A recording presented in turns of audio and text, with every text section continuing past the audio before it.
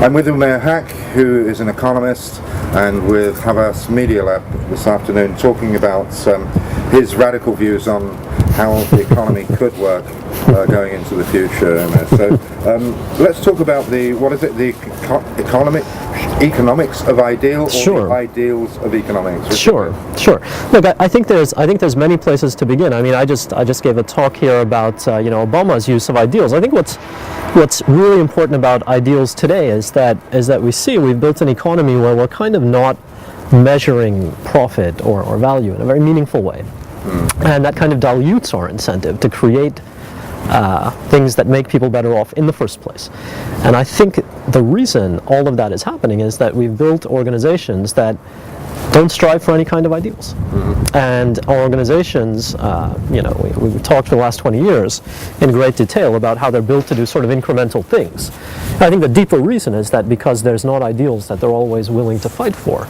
And without those ideals at the heart of the ways that we organize, it's very, very easy to stay incremental and to produce things that are worse than incremental, right? They actually make you go backwards.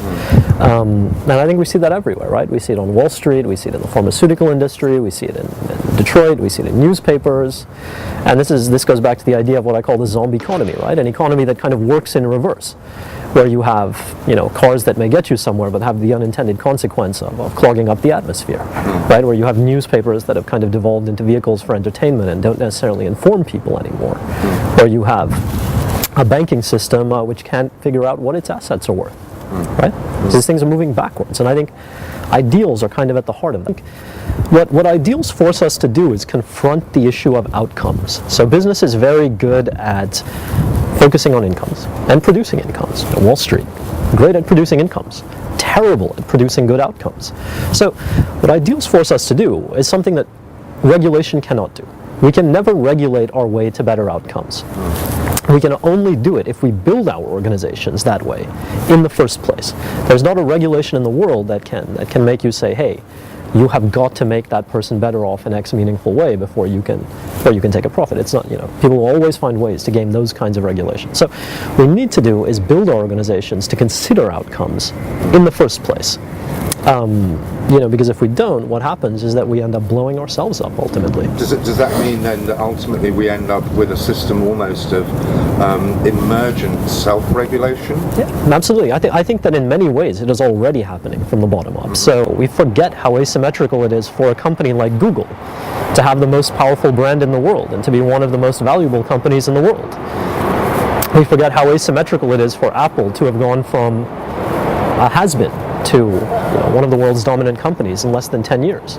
Look at how asymmetrical it is, the Wikipedia story. So, I think that change, that I call it the institutional revolution, is happening from the bottom up. It can be supported from the top down, but what it's going to take ultimately is this kind of grassroots organizing to make it happen from the bottom up. It's that we're going to have to come to grips, across the wider economy with the idea that sustainability is not about purely about the environment. It is about a way of life, and at the root of that way of life is economics. And what we have to do is measure the things that we produce and consume very differently to begin producing different things and then consuming different things in the first place. So we're going to have to re-grapple with what sustainability really means, especially in a world where we now have this kind of tension between China and America and emerging markets in general in the developed world. And it's going to call into question many of the assumptions and institutions by which we've organized on both sides. That's a very tantalizing point at which to finish here, because we're definitely going to have to come back to this one. We will. Thanks very much. Thank you.